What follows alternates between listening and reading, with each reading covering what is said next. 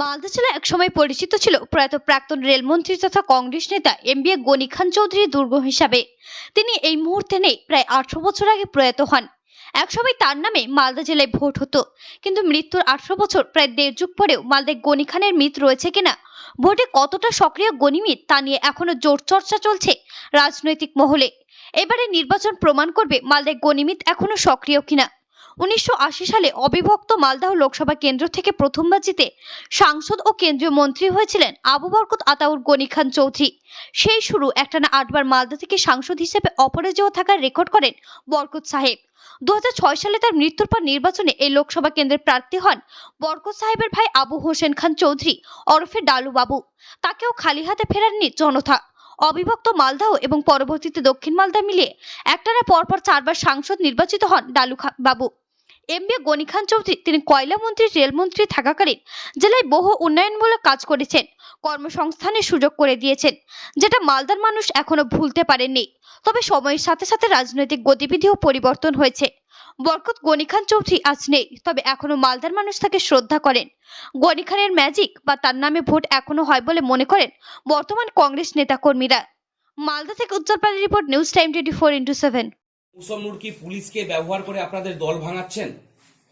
এগুলো প্রশ্ন করবেন না, যার উত্তর আমার কাছে নাই। এই ঘটনার জন্য আপনি কাকে দায়ী করছেন? আমি ভগবান তো না, আপনার মতো আমি একজন আপনার মানুষ। আপনার অঞ্চল সভাপতি এই অভিযোগ কাজ করেছেন। ভাঙাচ্ছেন, প্রশ্ন হচ্ছে না। প্রশ্ন হচ্ছে অ্যাডমিনিস্ট্রেশন। আমরা সাসপেক্ট করছি অ্যাডমিনিস্ট্রেশনকে। অ্যাডমিনিস্ট্রেশন একটা চেষ্টা চলতে পারে যে মানুষকে বলা এখন তৃণমূল চলে এসো, একটা পোশাক ক্রিয়েট করা যেতে পারে, সেটাই আমরা বলছি বিরোধ। আপনার আপনার অঞ্চল সভাপতি যাকে থ্রেট করা হয়েছে বা যার বাড়িতে পুলিশি অভিযান হয়েছে, তিনি তো মৌসুমের নাম উল্লেখ করছেন এফআইআর। অভিযোগে যেটা করেছে সেটা উনি ইম্পার্সিয়াল হতে হবে প্রশাসন। আমার সঙ্গে ওনার কোনো কথা হয়নি এখন পর্যন্ত, আমি ঠিক জানি না কি বলেছেন উনি।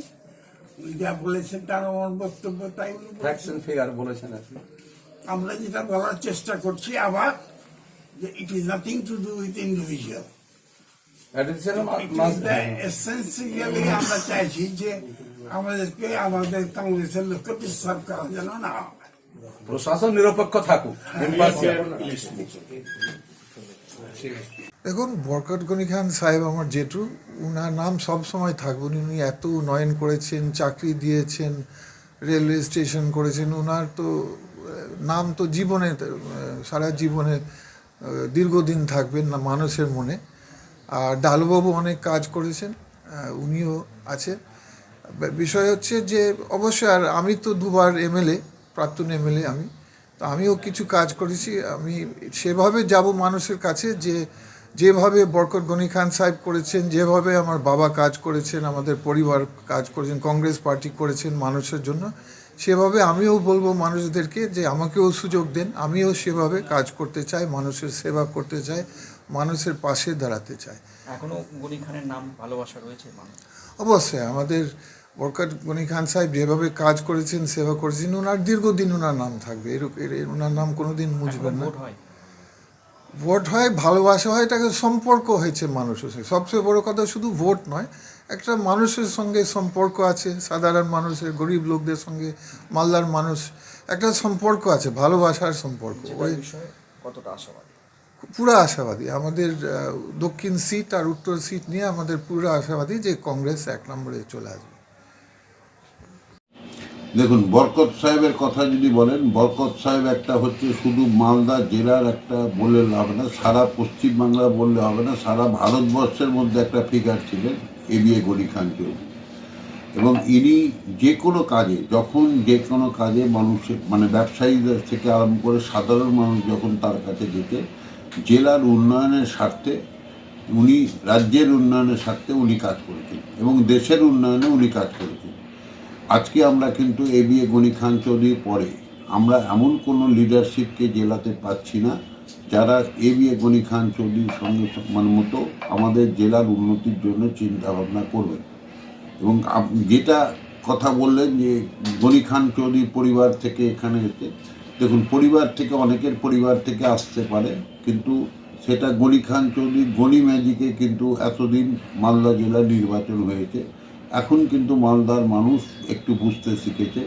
মালদার মানুষ কিন্তু এখন একটা জিনিস ক্লিয়ার, মালদার মানুষ আর কাউরের ম্যাজিকে ভোট হবে না, ভোট হবে তার কাজের নিরিখেই তার ভোট হবে। আমরা আশা করব যারা সংসদ হয়ে নির্বাচিত আসবে তারা যাতে আগামী দিনে আরও সুন্দরভাবে জেলার মানুষের কাজে কাজ করতে পারেন সেটা।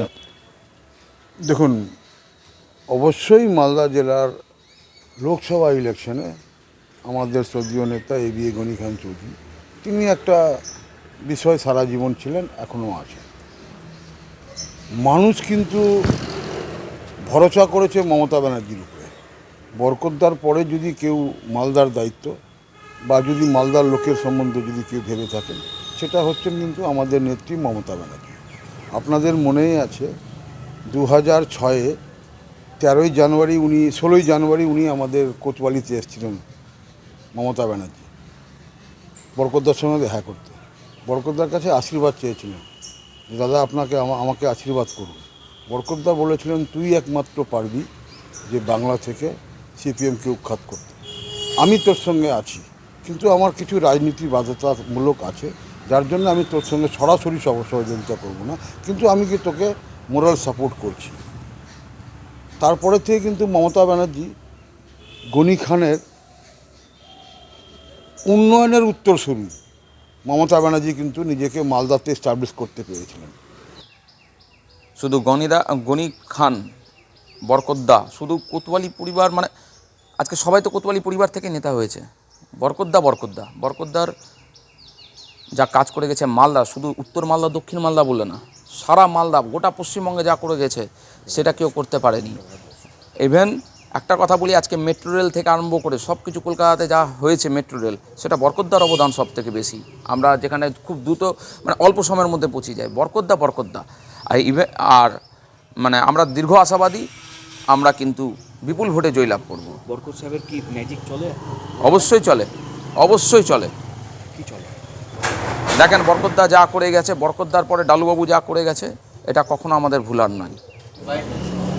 গনি খান চৌধুরী নিঃসন্দেহে মালদার মানুষের কাছে সেই সময়ে যারা ছিলেন তাদের কাছে তিনি শ্রদ্ধেয় এবং শ্রদ্ধার আসনেই আছেন। কিন্তু মোদিজি যে উন্নয়নমূলক কাজ করছেন, তাতে করে কিন্তু বর্তমানে গনি খান চৌধুরীর যারা প্রবক্তা, যারা বলছেন যে গনিমিতে কাজ করবে, সেটা সম্ভব নয়। কারণ সেই সময় এবং এই সময়ে এই দুটোর যদি পার্থক্য দেখা যায়, তাহলে দেখা যাবে যে গরিব মানুষদের জন্য যে সমস্ত প্রকল্প, সেটা কিন্তু মোদিজি করেছেন এবং মোদিজি উন্নয়নের যে ধারা, সেই ধারাটাকে উনি চালু রেখেছিলেন।